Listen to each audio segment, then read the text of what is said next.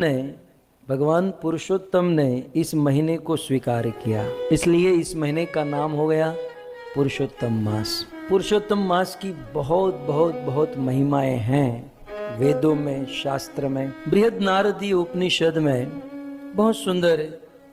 पुरुषोत्तम महीने की महिमा नहीं, पुरुषोत्तम महीने की जो महिमा है, जो महात्म्य है, उसकी महिमा मैं आज आपको बताऊं। पुरुषोत्तम महीने की महिमा तो हम आने वाले दिनों में समय समय पर सुनेंगे, लेकिन पुरुषोत्तम महीने का जो व्रत रहता है, पुरुषोत्तम व्रत, उस व्रत रहने की जो महिमा सुनता है, सुनने वाला, व्रत रहने वाला नहीं। आप लोग तो शाक भाजी खाते होंगे, फ्रूटी केवल खाते होंगे, अन्न बन्न सब छोड़ दिए होंगे, वो मोंघा न पड़ता। बस ही मारे कहवानुं छे कि भाई मैं तो केवल सफरजन खाऊंगा, मैं तो केवल ये, मैं तो ये, તમે मोंघा पड़ो छो। खैर, तो जो व्रत रहता है उसको तो फल अनंत अनंत गुना मिलता है, लेकिन व्रत रहने की जो कथा है अद्भुत है भक्तों। मैं बृहद नारदीय उपनिषद, वास्तव में मूल रूप से तो इसके प्रवक्ता भगवान कृष्ण है, परंतु यह इतिहास भगवान नारायण ने नारद मुनि को सुनाया और फिर वही इतिहास सुखदेव गोस्वामी ने सुनाया, सूत जी ने सुनकर फिर वही कथा नैमिषारण्य के ऋषि मुनियों को सुनाई। अनेकों जगह पर यह कथा है। और हम तो भक्त आप सब जानते हैं, अब तो एक आदत सी बन गई है कि कोई भी कार्य प्रमाण से करना। मैं आपको कहूं, मैं आपको आज चैलेंज दूं कि आपने पुरुषोत्तम महिमा बहुत सुनी होगी, लेकिन आज जिस प्रमाण से आप सुनोगे, श्लोकों के साथ, उनके शब्दों को समझकर, मैं आपको गारंटी देता हूं पहली बार, क्योंकि ये उपनिषद ही किसी के पास, ये पुराणी नहीं होगा। ये तो मुझे आज रात को 2 बजे ये पुराण मिला हमारी लाइब्रेरी से, और फिर मैं रात भर इसको पढ़ा कि वे तो चमत्कार है, तो इतनी सारी बातें। तो कुछ श्लोक मैंने आपके लिए वह यहाँ पर उपस्थित कर रहा हूँ। बृहद नारदीय उपनिषद में ऐसा लिखा है कि एक समय की बात, पार्वती ने यह पुरुषोत्तम व्रत का पालन किया था। देवी पार्वती कैलाश में रहती हैं, शिव और पार्वती पावन गृहस्थ जीवन चल रहा है, और ये पवित्र पुरुषोत्तम कैलाश में पुरुषोत्तम मास हो मधुसूदन प्रभु, केवल धरती पर ही नहीं होता, कैलाश में भी इसको फॉलो करते हैं। देवी पार्वती ने भी फॉलो किया, और देवी पार्वती ने पुरुषोत्तम मास रहकर एक दिन अपने पति से कहा कि प्रभु, मैं पुरुषोत्तम मास ये व्रत तो पालन कर रही हूँ, लेकिन इस व्रत का पालन करते हुए मुझे क्या दान करना चाहिए? कुछ मेरी दान करने की इच्छा हो रही है। समझ में आ गया ना आपको भूमिका, कि व्रत चल रहा है और चलते हुए व्रत में देवी पार्वती ने शिव जी से कहा कि मैं ये पुरुषोत्तम व्रत तो रह रही हूं, अब पुरुषोत्तम व्रत कैसे रहना है, समय रहा तो मैं आपको बता दूंगा संक्षिप्त में, लेकिन ये पुरुषोत्तम व्रत रहते हुए मुझे धर्म करना है। हाँ, पार्वती ने कहा मुझे धर्म करना है, और पतिदेव कलयुग में तो एक ही धर्म का एक ही चरण बचा है, और वो है दान। तो बताइए कि सबसे बड़ा दान कौन सा है इस दुनिया में, वो मैं करना चाहता हूं। तब अब शिव जी के ये वचन है, देवाधिदेव महादेव कैलाश के शिखर पर इस वचन का उच्चारण अपनी पत्नी पार्वती से करते हैं। न शक्यम किंचिदेव अस्ति दानम पुरुषोत्तमे व्रत पूर्ण विधिम कर्तुम अर्पणे छंदसी क्वचित, अर्पणे छंदसी क्वचित।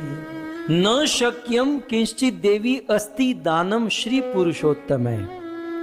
देवाधिदेव महादेव कहते हैं कि हे देवी पार्वती, पुरुषोत्तमे, पुरुषोत्तम महीने में पुरुषोत्तम व्रत का पालन करने की बराबरी का कोई दान नहीं है। व्रत पूर्ण विधिम कर्तुम अर्पणे छंदसी, छंद माने वेद। अब शिव जी कहते हैं कि छंदसी, छंद माने वेद, वेदों में क्वचित कहीं भी ऐसा वर्णन नहीं है कि पुरुषोत्तम महीने का व्रत कोई पालन करे और पुरुषोत्तम व्रत से कोई बड़ा दान हो।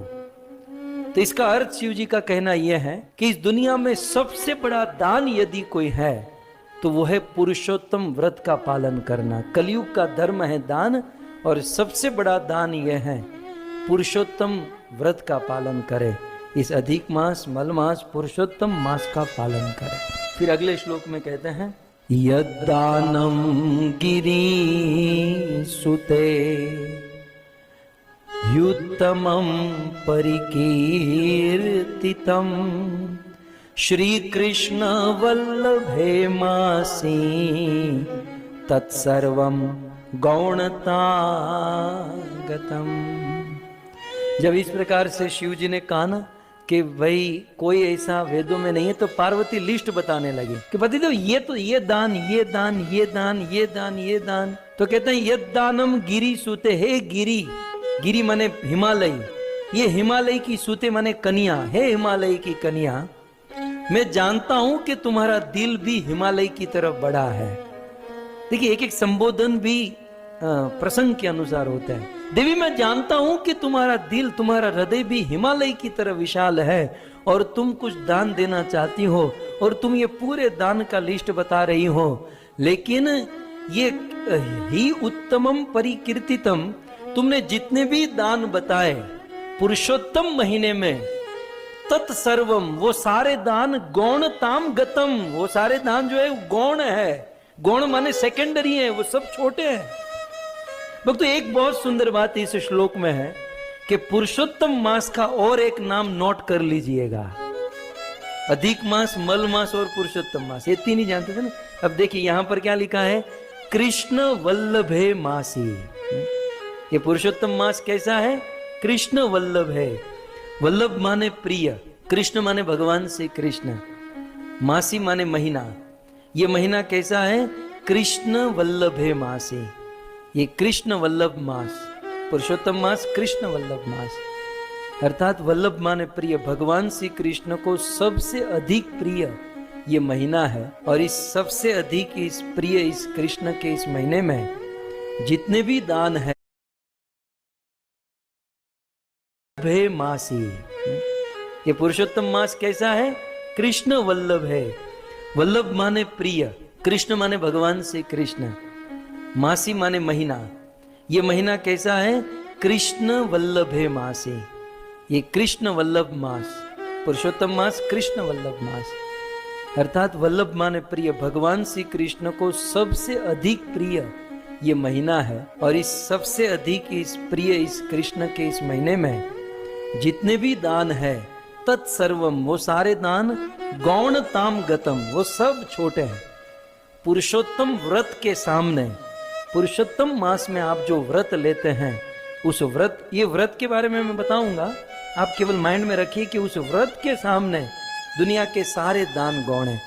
इसका अर्थ ये है कि यदि कोई व्यक्ति ऐसा सोचे कि चलो एक्स्ट्रा मंथ मिल गया है, इस एक्स्ट्रा मंथ में हम एक्स्ट्रा काम करेंगे, थोड़ा बिजनेस कर लेंगे, काम धंधा करके पैसा कमाएंगे और बहुत सारा पैसा दान कर देंगे, तो शिव जी यहाँ पर कहते हैं कि सारा दान तत्सर्वम गौणताम गतम, ये सारे दान छोटे पड़ जाएंगे पुरुषोत्तम व्रत के आगे। इसका अर्थ यह है कि इस महीने में कुल मिलाकर सबसे बड़ा कार्य है पुरुषोत्तम व्रत का पालन करना। साक्षात भगवान नारायण निवेदन करते हैं इस श्लोक में पुरुषोत्तम मास, उसकी महिमा के विषय में, तस्मादेतादृशं दानम नैवास्ति क्वापि सुंदरी येन ते व्रत संपूर्ति भवेत् श्री पुरुषोत्तमे, भवेत् ते श्री पुरुषोत्तमे। कहते हैं कि ऐसा मैंने, शिव जी कहते हैं कि ऐसा मैंने यह महात्म्य सुनकर निश्चय किया है। तस्मात् एतादृशम दानम नैव अस्ति क्वापि सुंदरी, अर्थात पुरुषोत्तम व्रत पालन करना एतद, इस प्रकार के दृश्यम, इसकी दृष्टि में, इसकी कंपैरिजन में, नैव अस्ति, किसी भी प्रकार का कोई दान नहीं है। येन ते व्रत संपूर्ति भवेत श्री पुरुषोत्तम है। पुरुषोत्तम के प्रति, भगवान श्री कृष्ण के प्रति जो व्रत रहता है, उस व्रत से बड़ा कार्य धर्म दान इस दुनिया में और कोई नहीं है। अतः वे कहते हैं कि व्रत रहना तो बहुत बड़ी चीज है, उस व्रत के महात्म्य की कोई कथा सुने। कहते हैं सर्वेभ्यो साधनेभ्यो यम मास श्री पुरुषोत्तम वरियान निश्चयो मेद्य श्रुत्वा महात्म उत्तमम। कहते हैं कि सर्वेभ्य साधनेभ्यो यम, सर्वेभ्य सभी साधनों में, साधन तो आप सब जानते ही हैं, ईश्वर प्राप्ति करने के लिए, भगवत प्रेम आदि प्राप्त करने के लिए हम जो क्रिया करते हैं उसे साधन कहते हैं, है ना। तो सर्वेभ्य मतलब सभी प्रकार के, साधनेभ्यो सभी प्रकार के साधनों में, मास श्री पुरुषोत्तम, श्री पुरुषोत्तम मास व्रत जो है, वरियान, वरियान माने उसे मैं वर्ण करता हूं, वो सबसे श्रेष्ठ है। निश्चयों में, ये मेरा निश्चय है। तो सभी साधनों में पुरुषोत्तम व्रत का पालन करना ये वरियान है, ये वर्ण करने योग्य, सबसे श्रेष्ठ उत्तम है, मैं ऐसा मानता हूं। इसलिए अतः श्रुत्वा महात्म्य उत्तमम, इसलिए तुम पुरुषोत्तम मास के इस महात्म्य का श्रवण करो। पुरुषोत्तम मास का महात्म्य कैसा है? तो कहते हैं श्रुत्वा अपि जायते भक्त्या। पुरुषोत्तम व्रत रहने की बात दूर है, पुरुषोत्तम जो व्रत रहता है, उस पुरुषोत्तम व्रत रहने की जो महिमा है, उस महिमा को यदि कोई सुन लेता है, श्रुत्वा अपि केवल सुनता है, व्रत रहने की बात तो दूर रही। जैसे हम भागवत में वो सिद्धांत लागू पड़ता है, केवल भागवत सुनना है, भागवत सुनने की बात करो वो बात अलग है। तो इस पुरुषोत्तम मास की कोई कथा सुनता है, श्रुत्वा अपि जायते भक्त्या। एक तो सुनने मात्र से जायते, जायते माने जन्म लेगी, उत्पन्न होगी क्या? भक्त्या, भक्ति। पुरुषोत्तम मास की महात्म्य की कथा सुनने से भक्त्या जायते, भक्ति जन्म लेगी, भक्ति उत्पन्न होगी, एक।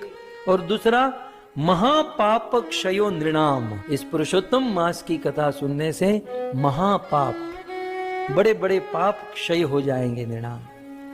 तो किम पुनः श्रद्धया करतु, कहते हैं कि केवल सुनने मात्र से जब भक्ति उत्पन्न होती है और महापाप का क्षय होता है, तो कहते हैं किम पुनः, तो फिर श्रद्धया करतु को, तो फिर श्रद्धा से विधि नाच, विधि के अनुसार पुरुषोत्तम व्रत का पालन करे, उसका क्या कहना?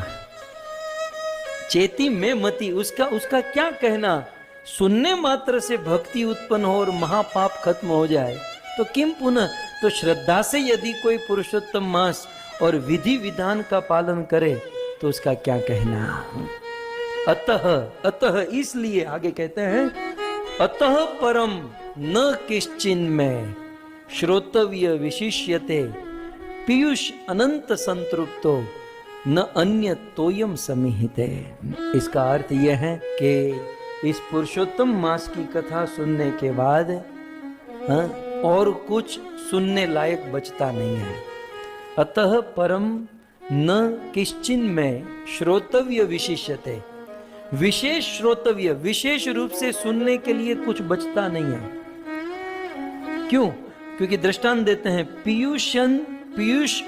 पीयूष्यंतंत संतृप्तो, पीयूष माने अमृत, अमृत पीकर जो संतृप्त, जो तृप्त हो चुका है, जैसे अमृत पीकर कोई तृप्त हो चुका है, तो चौथी लाइन में न अन्य तोयम समित, तो फिर उसको पानी की प्यास नहीं लग सकती।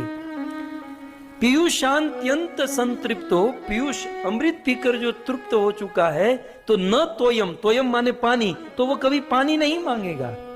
ठीक उसी प्रकार पुरुषोत्तम व्रत और पुरुषोत्तम व्रत की महिमा यदि किसी ने सुन ली, तो फिर आगे कुछ सुनने लायक नहीं बचता है। तो इस प्रकार ये बात शिव जी ने पार्वती से कही और यही बात भगवान नारायण ने नारद मुनि से कही। अब आइए सूत गोस्वामी क्या कहता है। नैमिषारण्य में सूत गोस्वामी ने पुरुषोत्तम मास के विषय में बहुत सुंदर बात बताई। भारते जनुरा साध्य पुरुषोत्तममुत्तमम् न सेवन्ते न शृण्वन्ति गृहा सक्ता नराधमा गृहा सक्ता नराधमा। नैमिषारण्य में सूत गोस्वामी शौनक आदि ऋषि मुनि को कहते हैं कि भारते जनुरासाध्य, भारत जैसे देश में आसाध्य माने भारत जैसे देश में जन्म लेना मुश्किल है, कठिन है। असाध्य मतलब बहुत कठिन है, लेकिन ऐसे भारत देश में जन्म हो चुका है तो भारते जनु बड़ा कठिन है, मुश्किल है, लेकिन फिर भी यदि भारतवर्ष में जन्म हो गया तो पुरुषोत्तम उत्तमम, सबसे बड़ा उत्तम व्रत है पुरुषोत्तम व्रत। तो भारत भूमि में जन्म लेकर पुरुषोत्तम व्रत को न सेवन्ते, पहली बात, भारतवर्ष में जन्म लेकर जो पुरुषोत्तम व्रत का न सेवन्ते पालन नहीं करता है, और दूसरा न शृण्वन्ति, और जो पुरुषोत्तम व्रत की कथा नहीं सुनता है, दोनों चीजें हैं, पुरुषोत्तम व्रत का पालन भी करना है और पुरुषोत्तम व्रत की कथा भी सुननी है। सो भारते जनुरासाध्य पुरुषोत्तम उत्तमम, भारत जैसे देश में जन्म लेकर, इसमें बहुत सारी बातें हैं कि भाई भारत भूमि में जन्म लेना कितनी बड़ी बात है। फिर पुरुषोत्तम उत्तमम, फिर पुरुषोत्तम के 10 अर्थ आने वाले दिनों में हम सब बताएंगे। लेकिन कुल मिलाकर न सेवन्ते, पुरुषोत्तम व्रत का न सेवन्ते पालन नहीं करता है, और न शृण्वन्ते, पुरुषोत्तम व्रत का यदि कोई श्रवण नहीं करता है, ऐसा गृह, अब ये नहीं करेगा तो क्या होगा, घर में आसक्त ही माना जाएगा ना। घर गृह में आसक्त आदमी ही ये पुरुषोत्तम व्रत का पालन नहीं करेगा और कथा नहीं सुनेगा। तो कहते हैं वो गृहासक्त आदमी नराधमा, वो नराधम है, अर्थात वह नरों में अधम है, जो पुरुषोत्तम व्रत का पालन नहीं करता, पुरुषोत्तम व्रत की कथा नहीं सुनता, वो नरों में अधम है। फिर आगे कहते हैं, फिर उसी को विपरीत शब्दों में कहते हैं कि धन्यास्ते पुरुषालोके ये नित्यम पुरुषोत्तम, वो लोग धन्य है, धन्य है वो लोग जो इस लोक में, वो पुरुष वो मनुष्य धन्य है इस संसार में, इस धरती पर। ये नित्यम पुरुषोत्तम, जो पुरुषोत्तम महीने में नित्यम अर्चयंती, जो इस पुरुषोत्तम महीने में भगवान राधा कृष्ण की, गौर निताई की, भगवान रामचंद्र की, भगवान विष्णु की अर्चना नित्य करते हैं। तो धन्य है वह पुरुष लोके, इस लोक में जो नित्य रूप से पुरुषोत्तम की अर्चना करते हैं। और कैसे अर्चना, अपने मन भावे हम नहीं, अपनी मन अपनी बुद्धि से नहीं, विधानेन, विधि के अनुसार। ये विधि भी इन पुराणों में लिखी गई है, अपने मन अपनी बुद्धि से नहीं। अर्चयंती विधानेन, विधि विधान के अनुसार, भक्त्या प्रेम पुरस्सरम, कहते हैं कि भक्ति और प्रेम प्रकट कर देता है यह पुरुषोत्तम व्रत, ये पुरुषोत्तम व्रत की महिमा, इनका कार्य। शौनक आदि ऋषि मुनियों ने पूछा कि प्रभु महिमा तो बहुत बता रहे हो, लेकिन ये पुरुषोत्तम व्रत किसी ने इतिहास में पालन किया है, कोई दृष्टांत है आपके पास? तब जड़ी बरसाते हुए कहते हैं कि हाँ है, ऐलान करते हैं। इंद्रदुम्न्य शतद्युम्नो यौवनाश्वो भगीरथ पुरुषोत्तममाराध्य ययु भवद अंतिकम, ययु भवद अंतिकम। बोले इतिहास में किसी ने इस व्रत का पालन किया? बोले हाँ, किसने? इंद्रद्युम्न, महाराज इंद्रद्युम्न ने इस व्रत का पालन किया। इंद्रद्युम्न दो है, एक तो गजेंद्र वाले इंद्रद्युम्न और एक जगन्नाथपुरी वाले इंद्रद्युम्न। इन दोनों ने पुरुषोत्तम व्रत का पालन किया। दूसरा शतद्युम्न नाम के राजा ने इसका पालन किया। तीसरा यौवनाश्व माने युवनाश्व, महाराज युवनाश्व ने पुरुषोत्तम व्रत का पालन किया। और भगीरथ जी ने इस पुरुषोत्तम व्रत का पालन किया था। कहते हैं इन लोगों ने पुरुषोत्तम आराध्य, पुरुषोत्तम महीने में भगवान पुरुषोत्तम की आराधना की थी। फल क्या मिला हमें तो ये जानना है। चौथी लाइन में फल क्या मिला? ययु माने प्राप्त किया, पहुंचे। ययु माने हासिल करना। तो ययु भवद अंतिकम, भवद माने भगवान पुरुषोत्तम। तो ये लोग भगवान पुरुषोत्तम अंतिकम, उनके निकट पहुंच गए। पुरुषोत्तम व्रत का पालन करने से ययु भवद बहुवचन में ये सब लोग अंतिकम भगवान के निकट पहुंच गए। सो इंद्रद्युम्न, शतद्युम्न, युवनाश्व, भगीरथ ये सब पुरुषोत्तम व्रत का पालन किए और भगवान के निकट पहुंच गए। तस्मात, सो दैट, देयरफॉर, इसलिए कहते हैं इन बड़े बड़े लोगों ने, महाजनों ये न गतः सपंथा, बड़े बड़े लोगों ने ये पुरुषोत्तम व्रत का पालन किया है। तस्मात, इसलिए, सर्व प्रयत्नेन पूरा प्रयास करके समसेव्य पुरुषोत्तम। तस्मात सर्व प्रयत्नेन पूरा प्रयास करके, बस मरना नहीं है, सांस चलनी चाहिए। कुछ लोग कहते हैं ना मैं भूखा नहीं रह सकता हूं, मैं ऐसा नहीं कर सकती हूं। सर्व प्रयत्न माने जिंदा रहना चाहिए बंदा, तब तक सारा प्रयास कर लो, मरने की अणी तक सारा प्रयास कर लो पुरुषोत्तम व्रत का पालन करने के लिए। तस्मात सर्व प्रयत्नेन समसेव्य, सम्यक रूपेण, कंप्लीटली सेवा करो। किसकी? पुरुषोत्तम की। क्यों? क्योंकि सर्व साधनतः श्रेष्ठ, सर्व अर्थ फलदायक। क्योंकि पुरुषोत्तम व्रत सभी साधनों में श्रेष्ठ है और सभी अर्थों के फल प्रदान करने वाला है। सर्व अर्थ फलदायक। लेकिन एक बात याद रहे, जब भी पुरुषोत्तम महीने में भगवान का कोई भी व्रत रखते हो, क्रिया करते हो, तो किसी भी क्रिया के पहले एक मंत्र बोलना होगा। ये सूत जी कहते हैं, मैं नहीं कह रहा हूं, ये इसी श्रृंखला में, इसलिए श्लोक नंबर भी है 28 के बाद 29 आएगा। तो एक बात याद रखो कि पुरुषोत्तम समसेव्य, पुरुषोत्तम की सेवा पूजा कैसे करनी है? बोले एक श्लोक से करनी है। और वह श्लोक, हे ऋषि मुनियों, आप लोग नोट कर लो। हे ऋषि मुनियों, दाढ़ी मूछ बिना वाले बिगर के ऋषि मुनियों, आप लोग भी झूम वाले ऋषि मुनि, आप भी नोट कर लो कि ये श्लोक आपको बोलना है। अगले श्लोक में वे कहते हैं, गोवर्धन धरम वंदे गोपालम गोपरूपिणम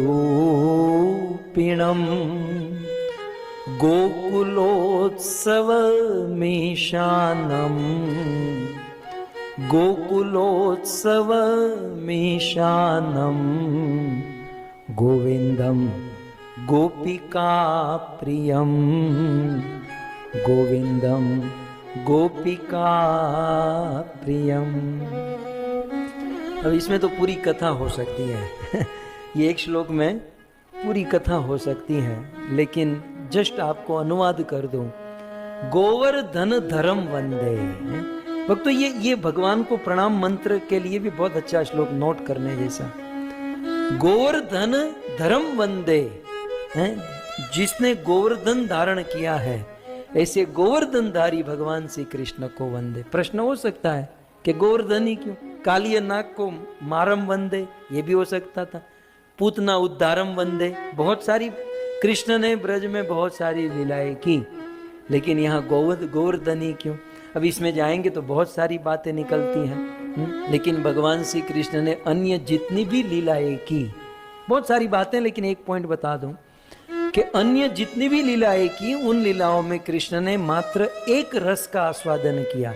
यशोदा के साथ केवल वात्सल्य तो केवल वात्सल्य, सखाओं के साथ केवल साख्य तो केवल साख्य, गोपियों के साथ केवल माधुर्य तो केवल माधुर्य। लेकिन ब्रज लीला में कृष्ण की एक लीला ऐसी है जिस लीला में कृष्ण ने साख्य का, दास्य का, वात्सल्य का, माधुर्य का, सारे रसों का आस्वादन किया। और वो थी गिरिराज गोवर्धन लीला। गिरिराज धरण की श्री गोवर्धन महाराज की, श्रीनाथ जी भगवान की। तो गोवर्धन की ये महिमा, बहुत सारी महिमा है, हरिदास वर्य जिसे कहा गया। तो ऐसे गोवर्धन को जिन्होंने अपने उंगली पर धारण किया है, मैंने उस दिन कहा था ना कि गोपियों ने कहा कि कृष्ण तू हवा मत कर, ये गोवर्धन तूने नहीं उठाया, ये गोवर्धन हमारी राधा रानी ने उठाया है। कृष्ण ने कहा कि कनेक्शन तो मेरे हाथ में ही जा रहा है, मतलब देख तो लो, यहाँ वो उंगली है, यहाँ से चेक कर लो, यहाँ बीच में तो कोई है नहीं, पर आप लोग दावा करते हो राधा रानी ने उठाया है। गोपिया कहती नहीं, गोवर्धन राधा ने उठाया है। कृष्ण ने कहा तो कैसे राधा ने उठाया? तो वहां पर मैंने कुछ दिन पहले बताया था, बड़ी रसिक बात है कि गोवर्धन राधा ने उठाया कैसे। मैं आपको प्रश्न पूछूं, कृष्ण जमनेरी था डाबेरी था? पहले मैं आपको एक प्रश्न पूछूं, कृष्ण राइटी थे कि लेफ्टी थे? राइटी थे ना, कृष्ण राइटी थे। सब लोग मानते हैं राइटी है, सब लोग मानते हैं कृष्ण राइटी, तो आगे बढ़ूं मैं, ठीक है? कृष्ण राइटी है, ओके, चलो, नारायण ने भी मान लिया, सब ने मान लिया राइटी है, ओके। अब दूसरा प्रश्न मैं आपको पूछूं कि अचानक से आपको कोई बहुत बड़ा वजन उठाना हो, और यदि आप राइटी हो तो आप किस हाथ से वजन उठाओगे? राइट से ही उठाओगे ना। आप लोग एक्सरसाइज करते हो, कभी जिम में गए हो ना, तो आपको आइडिया होगा कि जो लिफ्ट आप राइट से कर सकते हो, लेफ्ट से नहीं कर सकते। यदि आप राइटी हो तो लेफ्टी को लेफ्ट में ज्यादा दम होता है, राइटी वाले को राइट में ज्यादा दम होता है। એટલે કોઈને લાફો મારવો હોય તો જમણા હાથે, તો આમાં થોડુંક વધારે જોર હોય है ना? तो मान लो कृष्ण राइटी है, पहली बात। दूसरा कि उनको इतना बड़ा गोवर्धन 21 किलोमीटर का तो आज है, उन दिनों तो बहुत बड़ा था, मतलब आज के दिन का ही समझ लो ना, 21 किलोमीटर लंबा चौड़ा पर्वत उठाना है, और राइटी बंदा राइटी है, और उसे तुरंत उठाना है, तो वो कौन से हाथ से उठाएगा? राइट हाथ से ही उठाएगा। यदि हम राइटी हैं और हमको बहुत सारा वजन उठाना है और एक ही हाथ यूज करना है, तो हम राइटी है तो राइट हैंड यूज करेंगे। कृष्ण राइटी थे तो गोवर्धन को राइट हैंड से उठाना चाहिए था, लेकिन नहीं, कृष्ण ने लेफ्ट हैंड से उठाया। क्यों? क्योंकि राइट हैंड में ताकत नहीं थी। लेफ्ट साइड में दिल होता है, हार्ट होता है, और राधा रानी कृष्ण के हार्ट में बैठी है, और कृष्ण के हार्ट में बैठकर लेफ्ट हाथ में राधा रानी शक्ति दे रही है। तो बाम भाग में, क्योंकि और बाम भाग में वैसे भी होती है राधा रानी, लेफ्ट साइड में होती है, तो लेफ्ट साइड में राधा खड़ी रहती है। राधा ने लेफ्ट साइड से शक्ति दी, तब जाकर गोवर्धन उठाया। और अलक्ष्य रूप से राधा रानी यहां पर थी, अलक्ष्य रूप से राधा के कंधे पर ऐसे हाथ दे दिया। आप समझ रहे ना? यहाँ मतलब यहाँ कोई खड़ा है और किसी के कंधे पर ऐसे हाथ दे दो तो ऐसे, मतलब अपने को वजन नहीं लगता, उनके कंधे पर आता है। तो लेफ्ट साइड पर श्रीमती राधा रानी हार्ट में है और बाहर भी है। राधा रानी के कंधे पर रखकर कृष्ण ने गोवर्धन उठाया। इसलिए कछु माखन को बल बध्यो, कछु गोपन करी सहाय, श्रीमती राधा रानी की कृपा से मैंने गिरिवर लियो उठाए। तो इस प्रकार से ऐसे गोवर्धन धर्म वंदे, ऐसे गोवर्धन धारण करने वाले को प्रणाम करते हैं। और गोपालम, जिसका जो गोपाल है, जो गाय की सेवा पूजा करते हैं, गोप रूपिणम, और जो गोप के रूप में प्रकट हुए हैं, गोपाल की सेवा करने के लिए गोप के रूप में प्रकट हुए हैं। कृष्ण कोई बिजनेसमैन नहीं है, कोई ऑफिस वाले नहीं है, वो सीधे साधे गांव के ग्वाले हैं। અમારે ત્યાં ભરવાડ કહેવાય, તમારે ત્યાં ગ્વાલા કહેવાય, અને ઇંગ્લિશમાં કહેવાતી હોય ખરું। हाँ, इंग्लिश में क्या कहते हैं? और ये इंग्लिश में नो जामे, आम जामे, गोप ही जमता है। तो अब राधा रानी की सखी कहने में जो आनंद है, वो इंग्लिश वाले बोलते हैं राधा की जो फ्रेंड्स है ना, राधा की फ्रेंड्स, वो फ्रेंड में थोड़ी वो आनंद है। तो गोपालम गोप रूपेणम, कृष्ण गोपाल हैं और गोप रूप धारण किया है। गोकुल उत्सवम ईशानम, कृष्ण जो है स्वयं गोकुल के उत्सव के समान है। गोकुल उत्सव, गोकुल के उत्सव है। उत्सव में कैसा आनंद होता है, उत्साह होता है, तो कृष्ण स्वयं उत्सव है। कृष्ण जहां आते हैं वहां उत्सव हो जाता है। तो ये उत्सव है, ये आनंद है। जहां जहां कृष्ण की कथा होती है वो आनंद उत्सव होता है। तो स्वयं भगवान कृष्ण हो, इसमें क्या कहना। इसलिए कहते हैं गोकुल उत्सव, गोकुल के उत्सव है। ईशानम, ऐसे ईश्वर है, भगवान है। और गोविंदम, अब गोकुल के भी बहुत सारे अर्थ हैं। गोकुल माने गाय का कुल, और गो माने इंद्रिया भी होती है। इंद्रिय माने हमारा शरीर। हमारे शरीर के लिए, हमारे लिए भी कृष्ण उत्सव के समान है। सारी बातें हैं। और गोविंदम गोपिका प्रियम, ऐसे गोविंद गोपियों के प्रिय है। इस मंत्र के द्वारा इस पुरुषोत्तम महीने में भगवान की सेवा, भगवान की पूजा, भगवान की आराधना करनी चाहिए। अब ऋषि तो ऋषि होते हैं, इसका प्रमाण क्या है? ये मंत्र किसने दिया? ये मंत्र का फाउंडर कौन है? ये किसने पूछा? शौनक आदि ऋषि मुनियों ने सूत गोस्वामी से पूछा। आजकल भी बहुत जगह पर ये श्लोक घूम रहा है कि ये श्लोक बोलना चाहिए, लेकिन अब हमारी बुद्धि क्या हो गई है, इसके मूल में जाना है। ये श्लोक आया कहां से? कहीं ऐरा गहरा तो नहीं है, कहीं यहां वहां से किसी ने नहीं बता दिया। तो ये ऋषि मुनियों की बुद्धि, प्रमाण से कोई भी कार्य करेंगे। ठीक है, तो सूत जी को पूछा गया कि भाई ये मंत्र के फाउंडर कौन है, किसने ये मंत्र का उच्चारण किया? तब अगले श्लोक में, इसके बाद वाले श्लोक में ही सूत गोस्वामी कहते हैं, कौंडिन ये न पुरा प्रोक्तम इमं मंत्र पुनः पुनः जपन मास न यद भक्त्या पुरुषोत्तम आपनयात्, पुरुषोत्तम आपनयात्।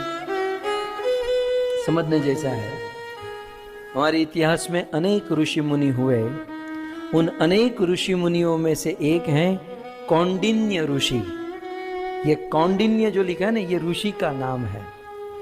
सो कौंडिन्य ऋषि, कौंडिन्य ऋषि पुरा प्रोक्तम, पूरा माने बहुत पहले कौंडिन्य ऋषि ने प्रउक्तम इसे कहा था। तो अब आप भी समाज में कहिएगा, ये जो श्लोक घूम रहा है ना आजकल सोशल मीडिया में, ये कौंडिन्य ऋषि ने कहा है। सो कौंडिन्य न पुरा प्रोक्तम इमं मंत्रम पुनः पुनः। अब कहते हैं कौंडिन्य ऋषि का अपना अनुभव देखिए। पूरा बहुत पहले कौंडिन्य ऋषि ने इमं मंत्र, ये मंत्र पुनः पुनः बार बार क्या किया था? जपन मासम। इस मंत्र को कौंडिन्य ऋषि ने बार बार जपन मासम, बार बार जाप किया था। और बार बार, और जाप कैसे किया था? नयत भक्तिया, भक्ति भाव से, प्रेम भाव से।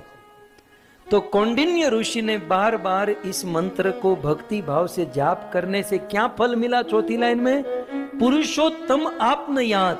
इस मंत्र का भक्ति भाव से बार बार जाप करने से भगवान पुरुषोत्तम को प्राप्त कर लिया। आपनयात्, आपनुयात् माने प्राप्त कर लेना।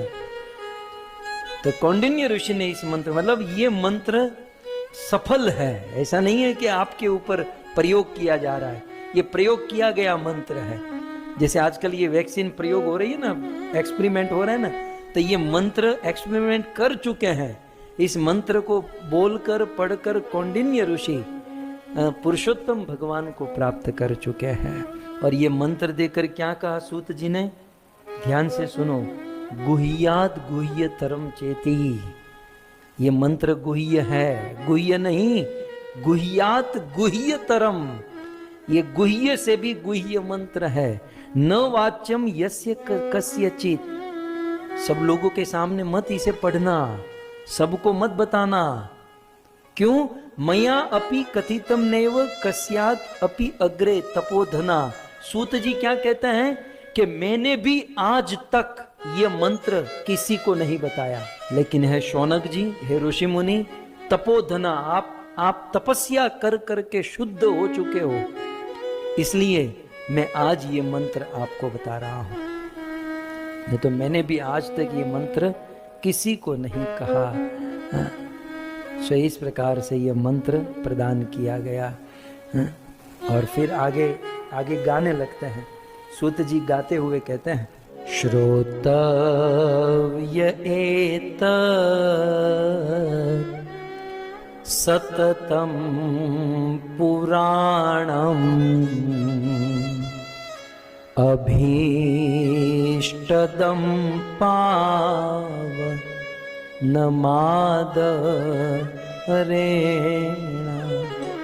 श्लोकेकमात्र श्रवणेन पुंसाम्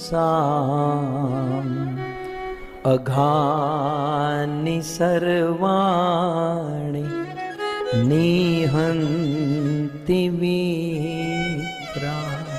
हे शौनक आदि ऋषि मुनिगण, इस पुरुषोत्तम मास में भगवत कथा सुनने का तो विधान है, कथा सुननी चाहिए, लेकिन विशेष रूप से ये पुरुषोत्तम व्रत की जो कथा है, जो अभी हमने नहीं सुनी है, वो कथा तो बहुत सारे अध्यायों में है, लेकिन पुरुषोत्तम व्रत की कथा श्रोतव्य, यदि कोई सुनता है, सततम सतत रूप से सुनता है। अच्छा, पुरुषोत्तम मास की कथा कहां पर लिखी हुई है? तो कहते हैं पुराणम, पुराण में लिखी हुई है।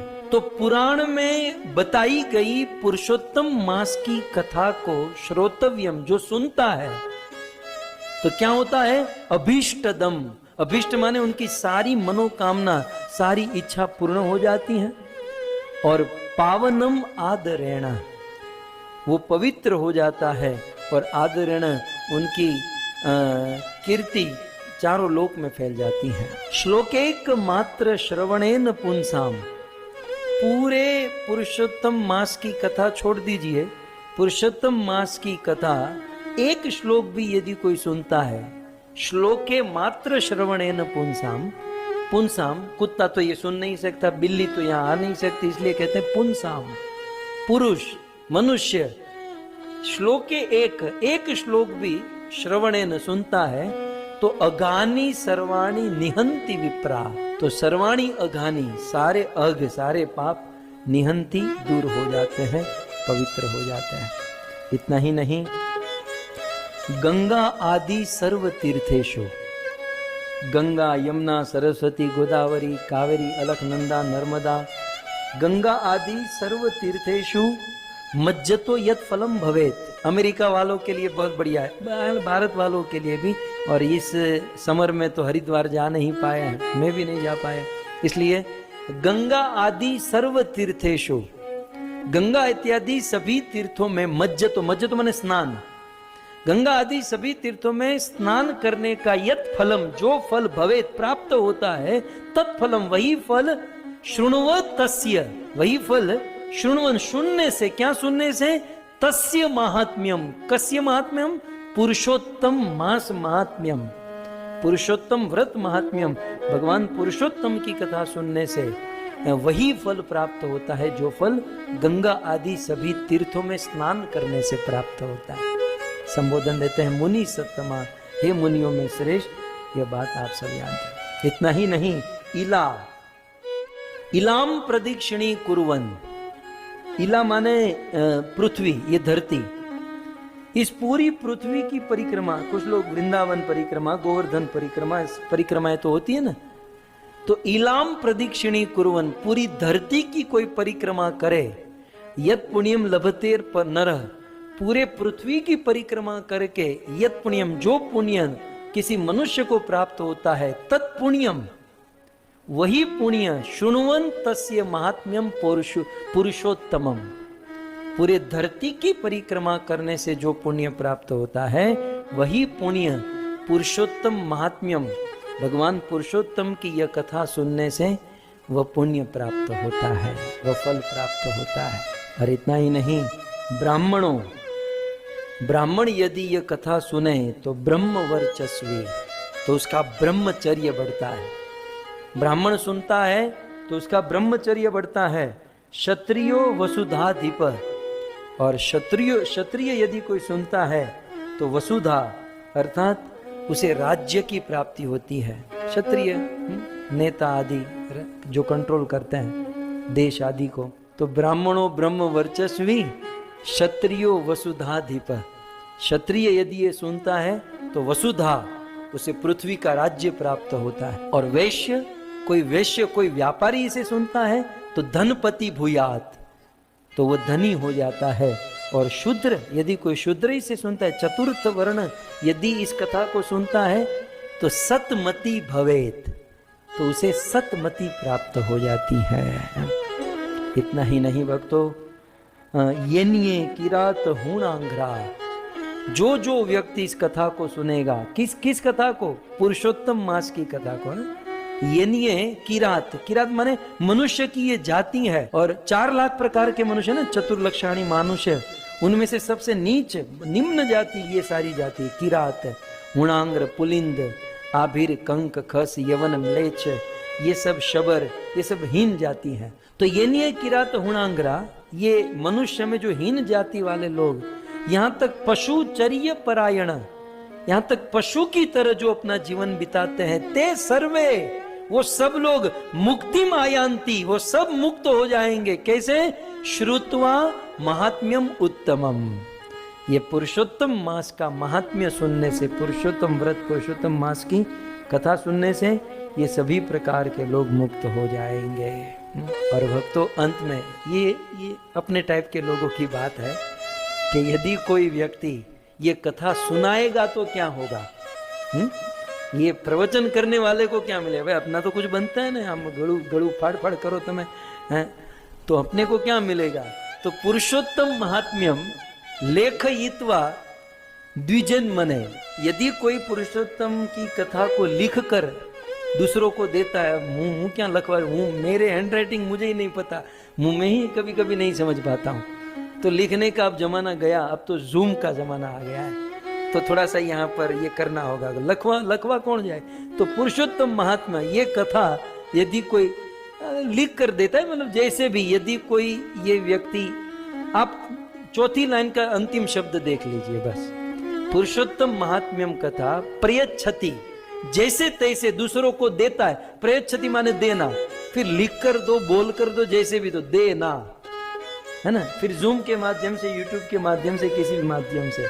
पुरुषोत्तम महीने की कथा यदि कोई दूसरों को सुनाता है तो उसको फल क्या मिलता है?